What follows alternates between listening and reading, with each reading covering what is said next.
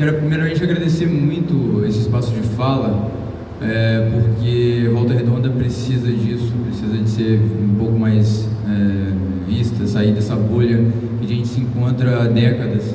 É uma bolha estratégica que a CSN ela fez de emparelhar os meios de comunicação dentro da região sul-fluminense, de emparelhar as próprias prefeituras, o poder público e até o Estado como um todo, né? A CSN é uma das maiores empresas do Brasil, é a empresa que mais se valorizou na Bolsa de Valores de 2020. Entre todas as empresas do Brasil, na Bovespa, a CSN é a que mais valorizou em 2020, então assim, é uma empresa gigantesca. E para situar um pouquinho, assim, eu estava no Rock in Rio semana passada e eu fui conversar com uma pessoa e ela falou assim: eu conheço Volta Redonda, lá tem muita pecuária, né? Eu falei: não tem pecuária nenhuma. Então eu vou situar um pouquinho a história de Volta Redonda bem brevemente para quem não conhece, né? Apesar de ser bem perto daqui, 1h30 de carro, depois sem trânsito a gente chega lá, mas é distante, né? Então é bom situar. Uma palavra que tem estado muito na minha cabeça nos últimos tempos é a palavra sacrifício. Um país colonial, ele entende muito bem o que é sacrifício, né? Nossos povos originários foram sacrificados, depois o povo negro foi sacrificado, escravizado. Volta Redonda era fazenda antes da CSN, e quando a gente vai formar a cidade de Volta Redonda, eram várias fazendas, diversas fazendas, e o governo Getúlio Vargas, ele entra na Segunda Guerra Mundial, entrou um acordo com Roosevelt, né, para entrar com os aliados e sacrificar os brasileiros, né, sacrificar os jovens brasileiros da Segunda Guerra Mundial, para que pudesse o país entrar no desenvolvimentismo, né, entrar finalmente no século XIX, em 1940. Então Volta Redonda já começa nessa ideia de sacrifício. Irmãos nossos foram sacrificados na Segunda Guerra Mundial para que a Volta Redonda fosse formada e a CSN fosse formada. Depois, para se formar a CSN, que seria a maior siderúrgica da América Latina, foram necessárias ali talvez um dos maiores processos migratórios da história do Brasil. Chegava centenas de pessoas por semana de trem, e aí o pessoal chamava de trem dos baianos, mas era na verdade pessoas, a maior parte eram de Minas. 60 e poucos por cento das pessoas, quase 70% das pessoas pardas ou negras, por isso o pessoal chamava de baianos, e a gente ali chamava de arigó. As pessoas, a primeira geração de Volta Redonda eram os arigós, porque arigó eram os pássaros de arribação que ia para o lugar e não voltava. Então as pessoas iam para lá, construíram a CSN e Volta Redonda, por consequente, e não voltavam para os seus lugares, né? Formavam família, continuavam lá. E naquele momento houve um pacto na cidade, né? Ali ainda era distrito de Barra Mansa, na década de 40, mas havia um pacto desenvolvimentista onde todo mundo ganharia, né? Democracia racial, democracia através do trabalho. Você tinha que atrair as pessoas para lá, você precisava de mais de 10 mil trabalhadores num lugar onde não tinha nem 2.000 pessoas para construir uma usina gigantesca. E as pessoas foram trazidas prometendo ali, era o Eldorado brasileiro. Você tinha propaganda estatal, né? A gente tem tudo isso registrado, tem fotos de jornais da época, e era chamado de Eldorado brasileiro. Toda uma estrutura foi construída pelas pessoas, por nós, né? Pelo Estado brasileiro, mas eram meus avós vieram de Minas Gerais, de Lavras e de Ubá, para construir Volta Redonda. Toda uma estrutura ali, tanto da pavimentação quanto as próprias casas eram fornecidas aos trabalhadores, iluminação elétrica, em um país que era extremamente rural naquela época. E o sacrifício dos trabalhadores, que para viver naquela usina que era uma nova lógica do tempo de trabalho, né? Pessoas acostumadas com fazenda, com uma lógica rural, de repente ter que entrar numa usina, que era algo totalmente novo, em um horário novo, em todo um turno. Muitas pessoas queriam ir embora, mas era lógica de guerra, poucas pessoas sabem. Mas quem deixava a CSN ali do trabalho, saía, ficava mais de 3 dias fora do trabalho, era considerado desertor de guerra, porque a construção da CSN era considerada uma obra de guerra, um esforço de guerra. Então, assim, era um sacrifício. Esse acordo, esse pacto municipal, junto com a CSN, esse pacto estatal, na verdade, né, a CSN era estatal, ele vai durando até os anos 70, mesmo depois da ditadura, esse pacto vai quebrando, mas até os anos 70 ele continua, né, e era uma ideia de família siderúrgica. Então, tinha muita visão, Getúlio Vargas era o pai, a CSN era a mãe e a cidade era os filhos, né? Então era família siderúrgica, tudo era em função da siderúrgica. Dentro da sociologia a gente chama de company town, né? Era um dos experimentos tem muito nos Estados Unidos, como cidade de carvão, na Inglaterra, e Volta Redonda era uma company town, nessa ideia de que tudo girava em torno da usina. Então, diferentemente de outras, por exemplo, de Santa Cruz, que é um distrito um pouco longe, né? Na verdade, em Volta Redonda nós temos casas que são praticamente dentro da usina. Nós temos casas que passam na linha de ferro, que foi privatizada a linha de ferro, mas ainda temos 20 famílias que moram dentro da linha de ferro. E a siderúrgica ela passa, a cidade toda ela é ao redor, né, da usina, porque foi pensada para ser assim, né? Era vila operária, então a pessoa ela ia direto para o trabalho e andando, né? E você era a própria lógica de divisão do trabalho, você tinha bairros, o bairro que era o técnico morava no bairro, o engenheiro morava no bairro menos poluído, o bairro mais poluído morava os operários de chão de fábrica. Então já era o sacrifício mais uma vez ali, sempre as zonas, era tudo muito bem dividido. Isso foi funcionando bem até um certo momento ali nessa ideia de conciliação de classes mesmo, né, até os anos 70, que vai se rompendo quando nos anos 60 forma a COSIPA, Uzi Minas, e a CSN começa a competir por preço de aço dentro do próprio Brasil, e nos anos 70 há a crise da dívida externa no Brasil, e para a expansão, os planos de expansão, Volta Redonda começa a brigar, né, nos anos 80, então eu falo aqui de 88, da ocupação do MEC, e nós temos em 88 uma data histórica, Volta Redonda, que tenta ser apagada a todo momento, né? Volta Redonda tenta apagar a sua história, e é um trabalho nosso de tentar recuperar, por isso que eu faço questão de sempre começar falando sobre a história de Volta Redonda, porque é uma história do Brasil que acaba sendo apagada porque faz mal ao sistema lembrar dessa história. Então, quando esse pacto ele vai sendo quebrado, você entra, o sindicato, o novo sindicalismo entra na CSN em 82 com a CUT. Então, você tem as primeiras greves de Volta Redonda foram em 84, depois teve 86 e 88, e sempre mandava o exército. Volta Redonda era a área de segurança nacional. Então, enquanto outras cidades do Brasil elegiam seu prefeito, mesmo que dividido entre a Arena e MDB, né, sempre dentro daquela lógica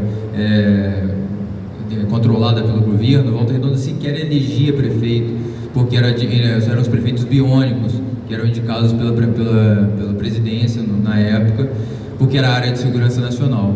Então, quando começa a se soltar, Volta Redonda começa a brigar de fato, mas mandavam o exército, sempre mandavam o exército. Em 88, o exército entrou na usina e fuzilou três companheiros nossos, 3 irmãos nossos, William, Valmir e Barroso, né? Nós temos hoje lá um monumento que o Oscar Niemeyer fez, mas que é mais uma vez apagado, né? E aí entra, quando Volta Redonda ameaça, né, não só ameaça na verdade o sistema como um todo, né? Porque quando as greves acontecem, são greves de ocupação da usina, né? Os trabalhadores eles estão lá dentro da usina dizendo para o sistema, essa usina é nossa, né?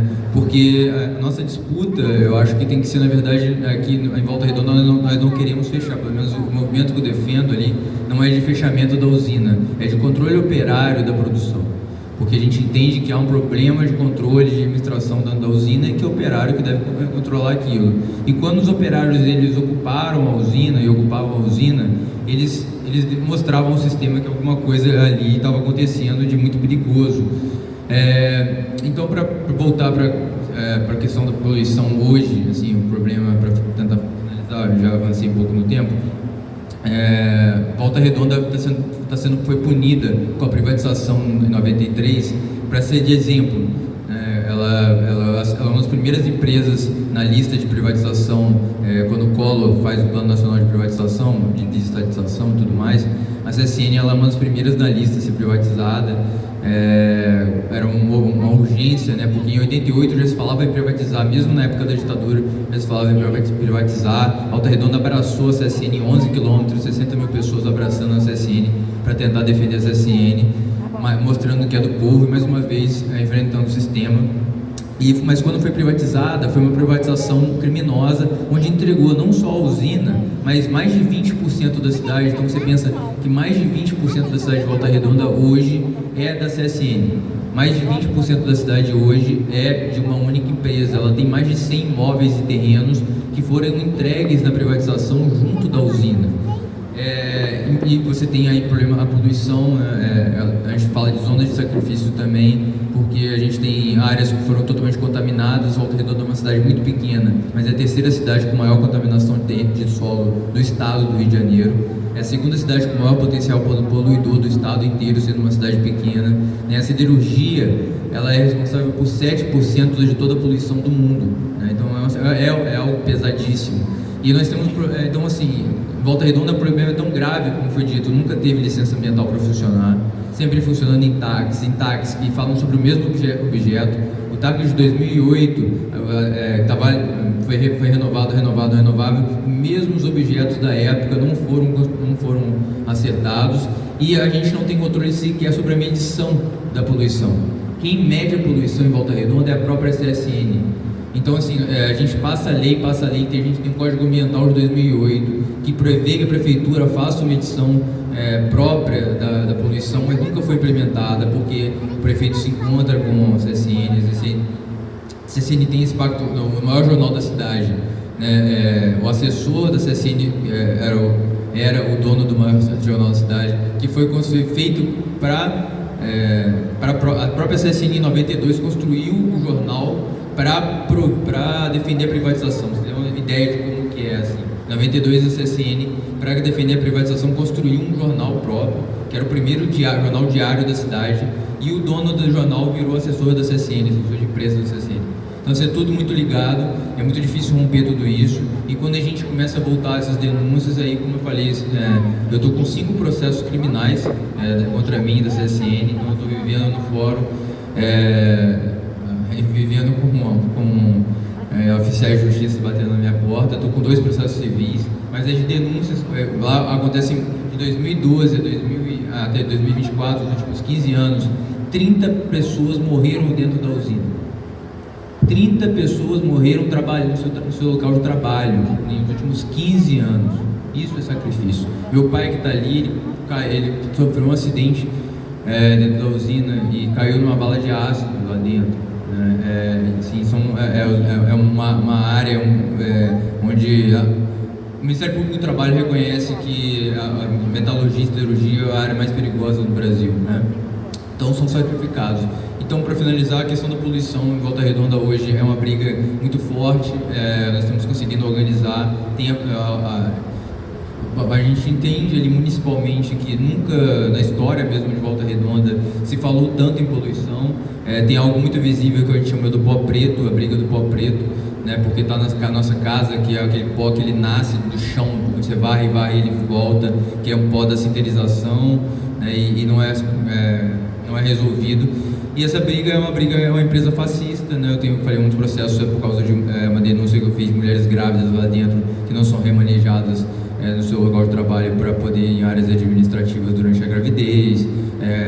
Enfim, a política dela é de judicialização de tudo, enquanto ela não quer fazer nada. O grupo CSN está investindo em outros setores. Ela já é a terceira maior cimentaria do Brasil, investe no setor energético, em carvão em Minas Gerais, e em Volta Redonda ela não investe nada, quer acabar e sucatear. Então é isso, queria muito agradecer e fazer um pedido, assim, para que a gente seja incluído nesses circuitos mesmo ambientais, para que a gente tenha um grupo que está organizado. A gente quer vir, a gente está fazendo protesto toda semana tem protesto, seja na prefeitura, seja na Câmara, seja na frente do CSN, a gente está protestando, não importa quantas pessoas vão, a gente faz. tentamos ter todo tipo de protesto. A gente levou um prêmio de minha cidade, amiga da alergia, entramos na prefeitura para entregar o prêmio. Todo tipo de protesto é válido e estamos tentando ampliar isso. Então quero alugar caminhão, ônibus para trazer gente para cá, para a gente chegar com mais gente aqui e participar desses espaços, que é muito importante para a gente poder fazer esse diálogo. Eu acho que é muito construtivo. Muito obrigado por poder passar o tempo. Imagina, a gente que agradece, e depois eu vou te botar no grupo do fórum, da coalizão, Volta Redonda. Eu pedi para falar primeiro que eu tenho um horário, tenho que voltar para a cidade ainda e seguir a campanha. Mas eu queria muito mais uma vez agradecer esse espaço. Foi uma honra ter sido convidado para isso, é uma honra estar aqui, é uma honra viver o que eu tenho vivido de fato, na verdade, né? Eu comecei falando sobre sacrifício, e às vezes a militância ela parece ser um sacrifício, parece ser um sacrifício pessoal, em todo um coletivo, mas na verdade é algo que dá uma felicidade muito grande de fazer o que a gente faz, né? O que foi dito aqui me enche de orgulho, me dá um arrepio, me dá uma vontade de saber que eu estou no caminho certo, de que não haveria outro caminho senão esse que eu estou tomando. Eu sou PCD, eu me formei em psicologia, mas eu fui acometido com uma condição genética chamada neuropatia óptica de Leber. Então eu tenho baixa visão e sou aposentado. Então, teoricamente, eu não precisava estar fazendo tanto trabalho, você poderia estar tranquilo em casa, né, descansando, mas eu decidi viver essa vida de luta e sofro as consequências. Às vezes eu falo que eu bato, mas eu também apanho, né? Como eu falei, eu estou com 7 processos da CSN contra mim. Algumas pessoas fizeram algumas perguntas, né, no sentido de como isso tem sido na base, como isso tem sido no território, se as pessoas têm aceitado essa ideia, essa luta do meio ambiente e o que a gente pode fazer também para poder movimentar tudo isso.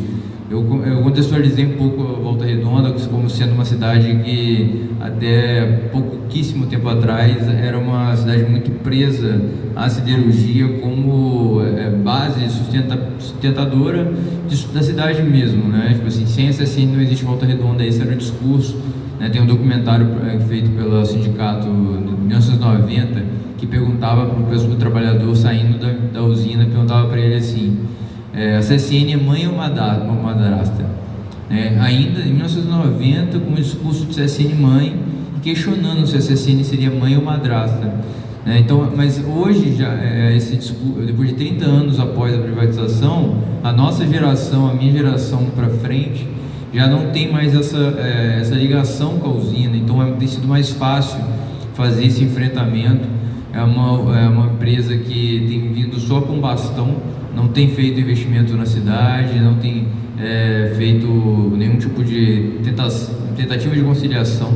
Então a própria cidade tem tido uma certa revolta com a usina, né? Tem muita gente ainda que defende a empresa, seja o que for, a empresa em primeiro lugar, mas tem sido mais fácil fazer esse diálogo.